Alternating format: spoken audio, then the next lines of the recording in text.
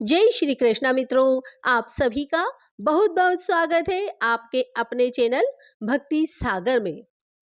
पहले हमने श्रावण माह प्रथम अध्याय, द्वितीय अध्याय और तीसरा अध्याय श्रवण कर चुके हैं। आज हम श्रावण माह महात्म्य चौथा अध्याय श्रवण करेंगे। श्री शिव बोले, हे सनत कुमार, अब मैं धारण पारण व्रत का वर्णन करूंगा। प्रतिपदा के दिन से आरंभ कर के सर्वप्रथम पुण्यः वाचन करना चाहिए। इसके बाद मेरी प्रसन्नता के लिए धारणा पारण व्रत का संकल्प करना चाहिए। एक दिन धारण व्रत करें और दूसरे दिन पारण व्रत करें। धारण में उपवास तथा पारण में भोजन होता है। श्रावण मास के समाप्त होने पर सबसे पहले पुण्यः वाचन करना चाहिए। इसके बाद हे मानद, आचार्य तथा अन्य ब्राह्मणों का वरण करना चाहिए। तत्पश्चात पार्वती तथा शिव की स्वर्ण निर्मित प्रतिमा को जल से भरे हुए कुंभ पर स्थापित कर रात में भक्ति पूर्वक पूजन करना चाहिए तथा पुराण श्रवण आदि के साथ रात भर जागरण करना चाहिए। प्रातः काल अग्नि स्थापना करके विधि पूर्वक होम करना चाहिए। त्र्यंबक इस मंत्र से तिल मिश्रित भात की आहुति डालनी चाहिए। उसी प्रकार शिव गायत्री मंत्र से घृत मिश्रित भात की आहुति डालें और पुनः षडाक्षर मंत्र से खीर की आहुति प्रदान करें। तदंतर पूर्णाहुति देकर होम मेष का समापन करना चाहिए। इसके बाद ब्राह्मणों को भोजन कराना चाहिए तथा साथ ही आचार्य की पूजा करनी चाहिए।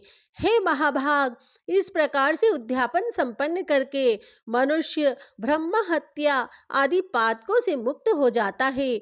इसमें कोई संदेह नहीं है। अतएव इस महाव्रत को अवश्य ही करना चाहिए। हे मुने, अब श्रावण में मास उपवास की विधि को आदर पूर्वक सुनिए। प्रतिपदा के दिन प्रातः काल इस व्रत का संकल्प करें। स्त्री हो या पुरुष, मन तथा इंद्रियों को नियंत्रित करके इस व्रत को करें। अमावस्या तिथि को लोक का कल्याण करने वाले वृषध्वज शंकर की अर्चना पूजा षोडश उपचारों से करें। तदंतर अपनी सामर्थ्य के अनुसार वस्त्र तथा अलंकार आदि से ब्राह्मणों का पूजन करें। उन्हें भोजन कराएं और प्रणाम करके विदा करें। इस प्रकार से किया गया मास उपवास व्रत प्रसन्नता कराने वाला होता है। हे सनत कुमार, मनुष्य को सभी सिद्धियां प्राप्त करने वाले लक्ष्य संख्या परिमिति रुद्रवर्ती व्रत के विधान को सावधान होकर सुनिए। अत्यंत आदर पूर्वक कपास के 11 तंतुओं से बत्तियां बनानी चाहिए। वे रुद्रवर्ती नाम वाली बत्तियां मुझे प्रसन्न करने वाली है। मैं श्रावण मास में भक्ति पूर्वक दिवान की देव गौरीपति महादेव का इन 1 लक्ष्य संख्या वाली बत्तियों से निराजन करूंगा। इस प्रकार श्रावण मास के प्रथम दिन विधि पूर्वक संकल्प करके महीने भर प्रतिदिन शिवजी का पूजन कर 1000 बत्तियों से निराजन करें और अंतिम दिन 71,000 बत्तियों से निराजन करें अथवा प्रतिदिन 30,000 बत्तियां आदर पूर्वक अर्पण करें और प्रतिदिन 13,000 बत्तियां समर्पित करें अथवा एक ही दिन सभी 1,00,000 बत्तियों को मेरे समक्ष जलाएं। प्रचुर मात्रा में घी में भिगोई हुई स्निग्ध बत्तियां होती है, वे मुझे प्रिय है।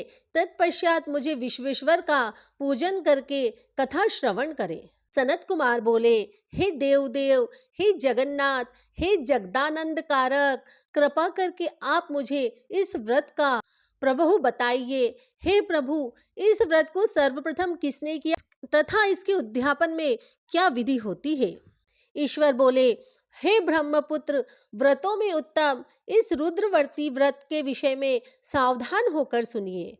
यह व्रत महापुण्यप्रद तथा उपद्रवों का नाश करने वाला, प्रीति तथा सौभाग्य देने वाला, पुत्र पौत्रादि समृद्धि प्रदान करने वाला, व्रत करने वालों के प्रति शंकर जी की प्रीति उत्पन्न करने वाला तथा परम पद शिवलोक को देने वाला है।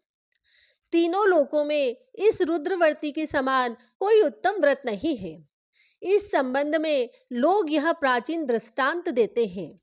क्षिप्रा नदी के रम्य तट पर उज्जैनी नामक नगरी थी। उस नगरी में सुगंधा नामक एक परम सुंदर वीरांगना थी। उसने अपने साथ संसर्ग के लिए अत्यंत दुस्सह शुल्क निश्चित किया 100 स्वर्ण मुद्रा देकर संसर्ग करने की शर्त रखी थी। उस सुगंधा ने युवकों तथा ब्राह्मणों को भ्रष्ट कर दिया था। उसने राजाओं तथा राजकुमारों को नग्न करके उनके आभूषण आदि लेकर उनका बहुत तिरस्कार किया था।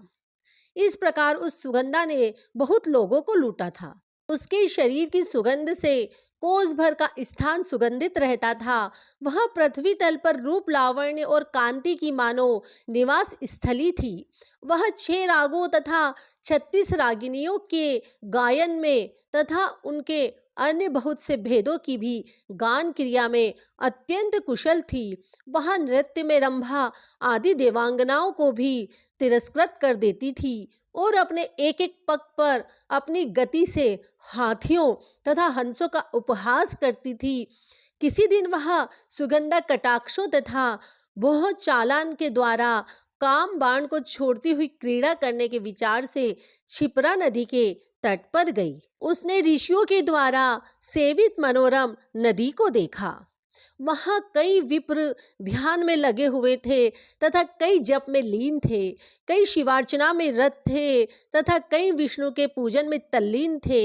हे महामुने, उसने उन ऋषियों के बीच विराजमान मुनि वशिष्ठ को देखा। उनके दर्शन के प्रभाव से उसकी बुद्धि धर्म में प्रवृत्त हो गई। जीवन तथा विशेष रूप से विषयों में उसकी विरक्ति हो गई। वह अपना सिर झुकाकर बार बार मुनि को प्रणाम करके अपने पांवों की निवृत्ति के लिए मुनि श्रेष्ठ वशिष्ठ जी से कहने लगी। सुगंधा बोली, हे अनाथनाथ, हे विपेंद्र, हे सर्व विद्या विशारद, हे योगीश, मैंने बहुत से पाप किए हैं। अतः हे प्रभु, उन समस्त पापों के नाश के लिए मुझे उपाय बताइए। भगवान शिव बोले, हे सनत कुमार, उस सुगंधा के इस प्रकार कहने पर वे दीन वत्सल मुनि वशिष्ठ अपनी ज्ञान दृष्टि से उसके कर्मों को जानकर आदर पूर्वक कहने लगे। वशिष्ठ बोले, तुम सावधान होकर सुनो। जिस पुण्य से तुम्हारे पाप का पूर्ण रूप से नाश हो जाएगा, वह सब मैं तुमसे अब कह रहा हूँ। हे भद्रे, तीनों लोकों में विख्यात वाराणसी में जाओ। वहां जाकर तीनों लोकों में दुर्लभ महान पुण्य देने वाले तथा शिव के लिए अत्यंत प्रीतिकर रुद्रवर्ती नामक व्रत को उस क्षेत्र में करो। हे भद्रे, इस व्रत को करके तुम परम गति प्राप्त करोगी।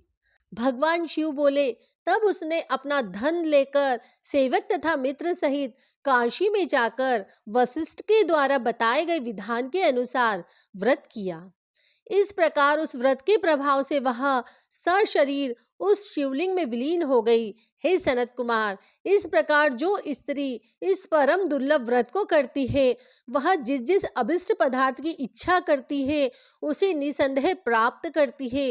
हे सुव्रत, अब आप माणिक्यवर्तियों को महात्म्य सुनिए। हे विपेंद्र, उन माणिक्यवर्तियों के व्रत से स्त्री मेरे अर्थ आसन की अधिकारिणी हो जाती है और महाप्रलय पर्यंत वह मेरे लिए प्रिय रहती है। अब मैं इस व्रत की संपूर्णता के लिए उद्यापन का विधान बताऊंगा। चांदी की बनी हुई नंदीश्वर की मूर्ति पर आसीन स्वर्णमय भगवान शिव की पार्वती सहित प्रतिमा को कलश पर स्थापित करना चाहिए और विधि के साथ पूजन करके रात्रि में जागरण करना चाहिए। इसके बाद प्रातः काल नदी में निर्मल जल से विधि पूर्वक स्नान करके 11 ब्राह्मणों सहित आचार्य का वरण करना चाहिए। तत्पश्चात रुद्र सूक्त से अथवा गायत्री से अथवा मूल मंत्र से घृत, खीर तथा बिल्व पत्रों का होम करना चाहिए। इसके बाद पूर्णाहुति होम करके आचार्य आदि की विधिवत पूजा करनी चाहिए तथा सपत्नीक 11 उत्तम विप्रों को भोजन कराना चाहिए। हे सनत कुमार, जो स्त्री इस प्रकार से व्रत करती है वह समस्त पापों से मुक्त हो जाती है। तत्पश्चात विधान पूर्वक कथा सुनकर स्थापित की गई समस्त सामग्री ब्राह्मण को दे देनी चाहिए। इससे निश्चित रूप से 1000 अश्वमेघ यज्ञों का फल प्राप्त होता है। इस प्रकार श्री स्कंद पुराण के अंतर्गत ईश्वर सनत कुमार संवाद में श्रावण मास महात्म्य में धारणा, पारणा, मासोपवास, रुद्रवर्ती कथन नामक चौथा अध्याय पूर्ण हुआ। श्रावण मास महात्म्य को नित्य सुनने के लिए आप हमारे साथ निरंतर बने रहिए। श्रावण मास महात्म्य का लाभ लीजिए। धन्यवाद।